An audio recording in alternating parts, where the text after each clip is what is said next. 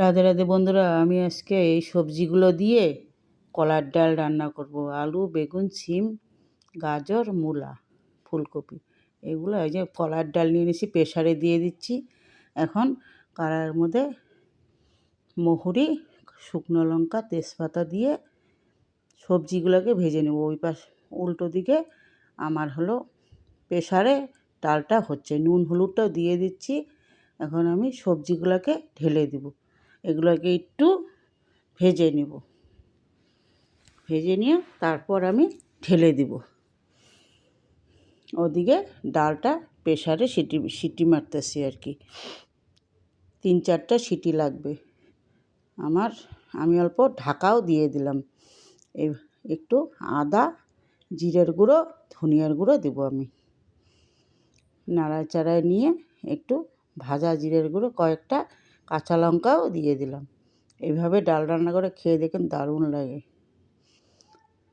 মূলোটা দিলে না, মূলোর খুব টেস্টি আসে এর মধ্যে, কলার ডালের সবজি দিয়ে। আমি এখন ভাজা জিরের গুঁড়ো, ধনিয়ার গুঁড়ো একটু দিয়ে দিয়েছি।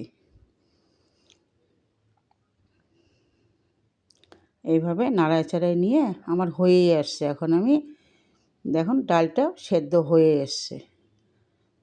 এখন আমি ঢেলে দিয়েছি কড়াইয়ের মধ্যে, ডালটা ঢেলে আবার আমি প্রেসারেই দিয়ে দেবো। আমি গরম জল করে নিয়েছি, আবার আমি এটা নাড়াচাড়ায় নিয়ে প্রেসারে দিয়ে দেবো। প্রেসারে সিটি মারবো না, খোলাই রাখবো। এইভাবে নাড়াচাড়ায় নিয়ে আবার ঢেলে দিচ্ছি।